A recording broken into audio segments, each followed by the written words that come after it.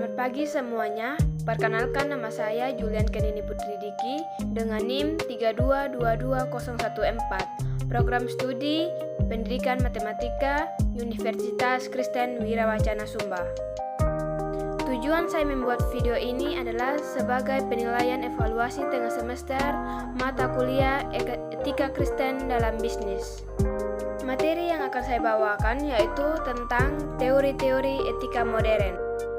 Yang pertama yaitu tentang utilitarianisme, berasal dari kata Latin yaitu utilis atau utility, yang berarti bermanfaat, berguna, atau kegunaan. Menurut teori ini, suatu perbuatan adalah baik yang membawa manfaat, tapi bukan menyangkut 1-2 orang saja, melainkan masyarakat sebagai keseluruhan. Ada 2 kata kunci dari prinsip moral dari filsafat moral ini, yaitu manfaat atau kegunaan dan kebahagiaan banyak orang. Di mana tindakan yang secara moral atau benar beretika adalah tindakan yang berguna atau bermanfaat atau membawa akibat baik berupa keuntungan atau kebahagiaan yang semakin besar bagi semua orang. Kriteria untuk menentukan baik buruknya suatu perbuatan adalah kebahagiaan terbesar dari jumlah orang terbesar. Pertama, bersifat kritis. Sebagai teori etika normatif, utilitarian merupakan suatu teori yang kritis karena menolak untuk taat terhadap norma-norma yang berlaku begitu saja. Utilitarisme menuntut agar diperlihatkan mengapa sesuatu dilarang atau sebaliknya diwajibkan. Contohnya, seks di luar nikah, mengapa dilarang? Merokok, mengapa dilarang?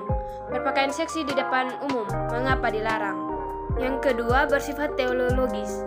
Benar salahnya suatu tindakan secara moral dikaitkan dengan tujuan atau telos yang mau dicapai atau dengan memperhitungkan apakah akibat baik tindakan tersebut lebih banyak daripada akibat buruknya. Yang ketiga, bersifat universal, yaitu memperhatikan kepentingan umum dan bukan hanya kepentingan pribadi pelaku moral. Suatu tindakan secara moral benar dan wajib dilakukan kalau tindakan tersebut membawa keuntungan semakin besar bagi semakin banyak orang. Contoh dalam penerapannya yaitu mengapa kita harus berlaku jujur dan tidak boleh melakukan korupsi, tidak boleh mengedarkan narkoba.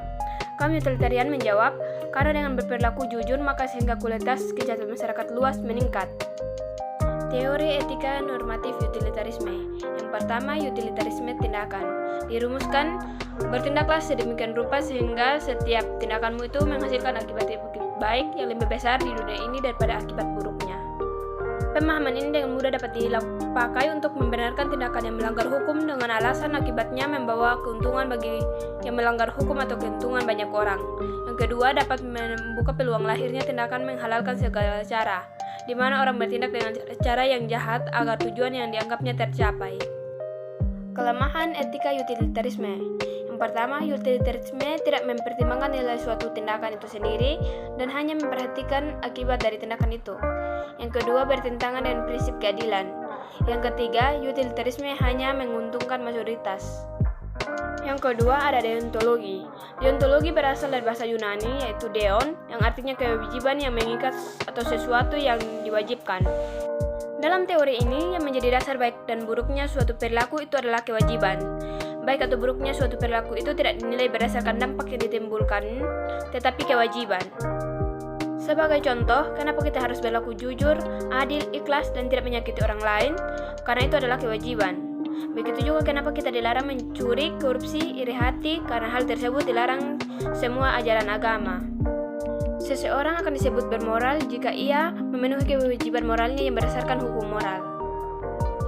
Contohnya, jika ada mahasiswa yang bertujuan untuk memperoleh IPK yang tinggi, tetapi ketika di ujian, ia melakukan segala cara agar dapat nilai yang baik dengan cara menyontek, copy-paste dari internet atau dari plagiat tugas temannya. Yang ketiga, etika nilai. Max Keller mendasarkan etika pada nilai. Sebuah tindakan bernilai secara moral bukan karena merupakan kewajiban, melainkan merupakan kewajiban karena nilai secara moral. Kita bertindak untuk mewujudkan nilai-nilai. Nilai yang dimaksud di sini adalah apa yang membuat sesuatu menjadi baik. Adapun sifat-sifat nilai menurut Keller. Yang pertama, material, artinya memiliki isi tertentu. Material bukan dimaksudkan ada hubungannya dengan material atau kebendaan, melainkan sebagai lawan dari kata formal. yaitu sebagai yang berisi atau memiliki isi tertentu, seperti enak, kuat, benar, suci, atau kesehatan, kejujuran, kekudusan, dan sebagainya. Yang kedua, objektif, artinya tidak tergantung dari selera manusia. Nilai memiliki keberadaan objektif yang lepas dari objek yang membawa atau menghadirkan nilai tersebut. Tidak tergantung pada subjek yang dianggapnya bernilai atau tidak bernilai. Nilai tidak tergantung dari selera dan penentuan subjek yang mengenalinya. Yang ketiga, a priori, artinya tidak tergantung dari wahananya. Seperti warna merah, walaupun tidak bereksistensi pada diri sendiri, dapat dimengerti tanpa memikirkan sebuah baju atau tembok yang merah. Nilai-nilai bersifat a priori tersebut diketahui bukan atas dasar suatu pengalaman, melainkan diketahui melalui pengalaman, diketahui langsung dari kesadaran terhadap nilai tersebut. Menurut Skeller, ada 4 gugus nilai yang mandiri dan jelas berbeda dengan satu sama lainnya. Yang pertama, nilai-nilai sekitar yang berhubungan dengan kenikmatan indrawi yang enak dan yang tak enak.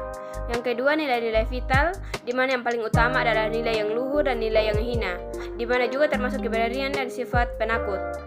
Ketiga, mencakup nilai-nilai rohani, yaitu nilai-nilai estetik seperti yang indah dan yang jelek. Yang kedua, nilai-nilai yang benar dan yang tidak benar, dalam arti dapat dan tidak dapat dibenarkan, adil dan tidak adil. Yang ketiga, nilai-nilai pengetahuan murni seperti filsafat dalam arti keindahan suatu pengetahuan pada diri sendiri. Yang keempat, tertinggi adalah nilai-nilai religius, terutama yang kudus dan yang profan.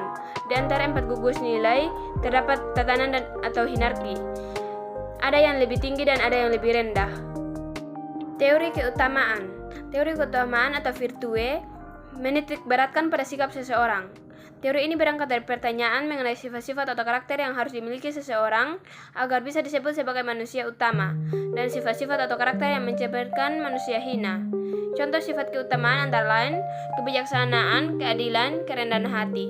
Sedangkan untuk pelaku bisnis, sifat utama yang perlu dimiliki antara lain kejujuran, kewajaran atau fairness, kepercayaan, dan keuletan. Yang pertama yaitu kejujuran. Kejujuran memang menuntut adanya keterbukaan dan kebenaran, namun dalam dunia bisnis terdapat aspek-aspek tertentu yang tetap harus menjadi rahasia. Yang kedua, fairness. Fairness adalah kesediaan untuk memberikan apa yang wajar kepada semua orang dengan wajar, yang dimaksudkan apa yang bisa disetujui oleh semua pihak yang terlibat dalam suatu interaksi. Yang ketiga, kepercayaan. Kepercayaan adalah keutamaan yang penting dalam konteks bisnis, di mana kepercayaan harus ditempatkan dalam relasi timbal balik, karena bisnis tidak akan berjalan tanpa ada kepercayaan. Yang keempat, keuletan. Keuletan artinya bahwa pebisnis harus bertahan dalam banyak situasi yang sulit atau tahan banting. Ia harus sanggup melakukan inovasi dan kreatif di dalam usaha agar bisa bertahan. Yang kelima, prinsip tidak berbuat jahat dan berbuat baik. Prinsip ini mengarahkan pelaku bisnis dalam bentuk apapun agar secara aktif dan maksimal dan berbuat baik atau menguntungkan orang lain. Dan apabila hal itu tidak bisa dilakukan, kita minimal tidak melakukan sesuatu yang merugikan orang lain atau mitra bisnis.